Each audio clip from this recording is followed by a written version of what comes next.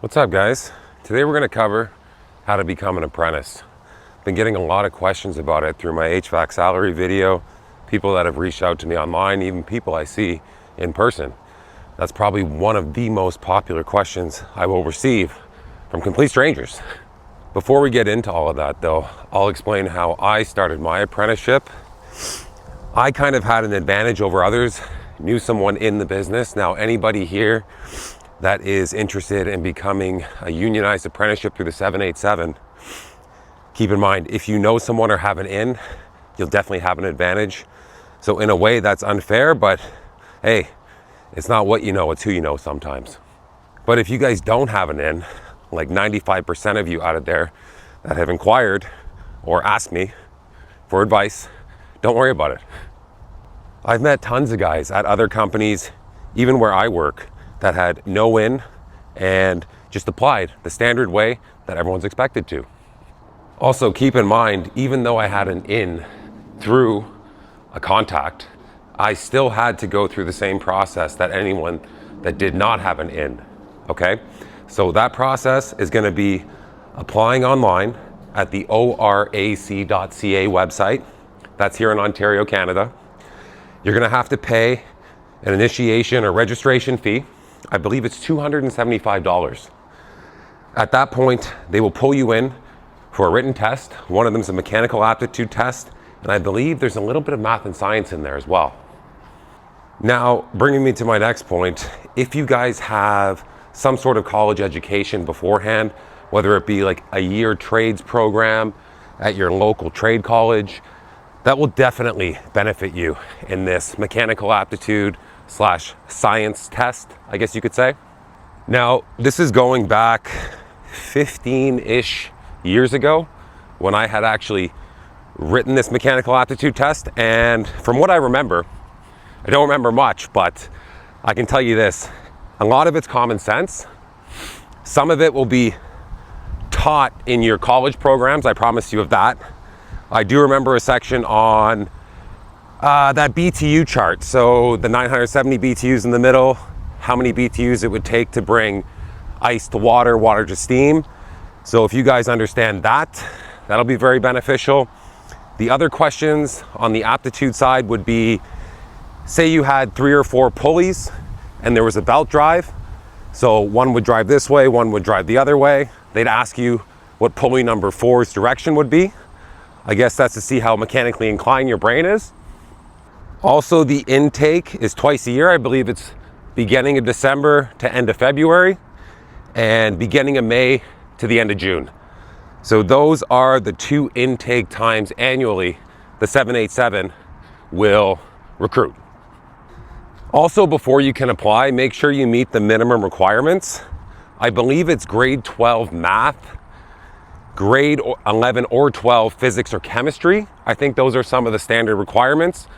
I remember when I went to register, I didn't have either of those. So I actually had to sign up for an online course. This is after I had graduated high school, and accomplish grade 11 physics, I believe it was.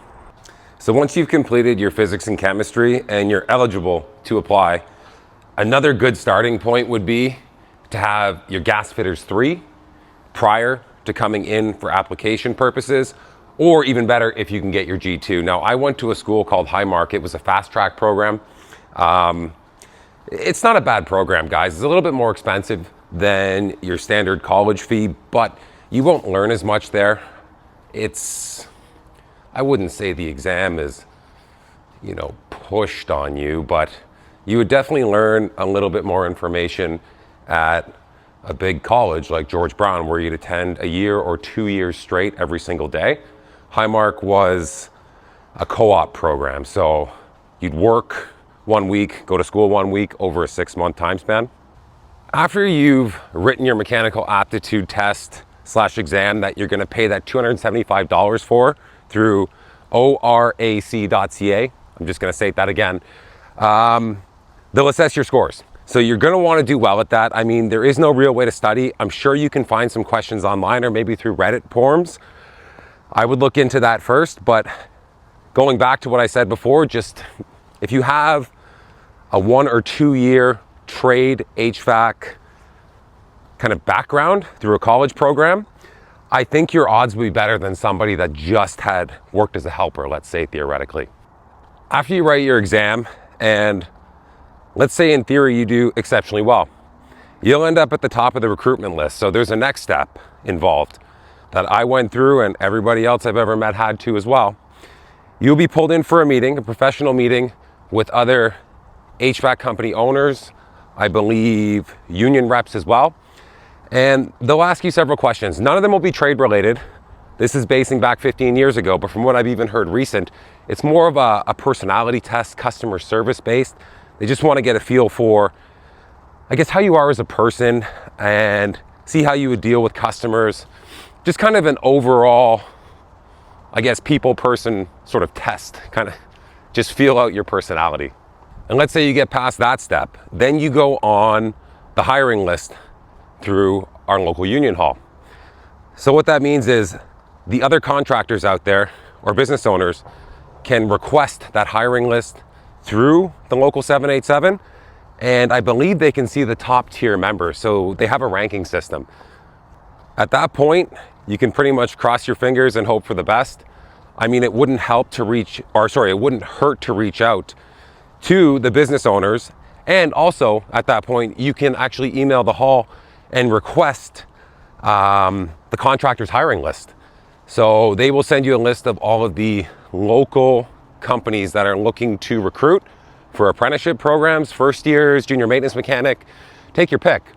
I started out as a junior maintenance mechanic, and I mean, guys, if that's all that they have to offer at that time and you get that spot, it wouldn't hurt to do that. Junior maintenance mechanics make the same wage as a first year. You'll pick up experience, and remember, you can always look at that list, so your options are always open to you. Now, keep in mind too, this is kind of pretty important information here. You guys have to be careful which contractor you accept the job from.